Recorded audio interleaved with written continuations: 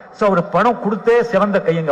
அவர் வந்து அவரால் வந்து எத்தனை பேர் உதவி பண்ணிருக்காங்கன்னு தெரியாது, இன்க்ளூடிங் மிஸ்டர் ரஜினிகாந்த். 78 எனக்கு வந்து உடம்பு சரியில்லை, nervous breakdown. Vijay hospital வந்து அட்மிட் ஆயிருக்கேன், nervous breakdown completely. Day and night வேலை செஞ்சு அங்க இருக்கும்போது எம்ஜிஆர் சார் அவர்கள் வந்து வாரத்துக்கு ஒரு வாட்டி 2 வாட்டி அவரே போன் பண்ணி எப்படி இருக்காரு அப்படின்னு சொல்லி விசாரிச்சுட்டு இருந்தாங்க.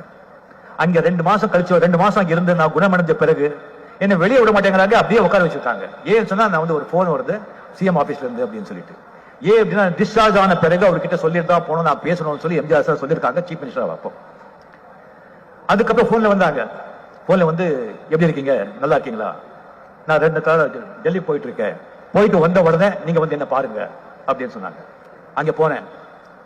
அங்க போய் பார்த்த பிறகு என்கிட்ட சொன்னாங்க, பார்ப்பா தம்பி, நடிகனுக்கு வந்து உடம்பு தான் மூலதனம், அதை உடம்பை நல்லா பார்த்துக்கணும், அதை உடம்பை ஜாகிரதையா பார்த்துக்கணும், ஸ்டண்ட்ல எல்லாம் வந்து ரிஸ்க் எடுக்காத,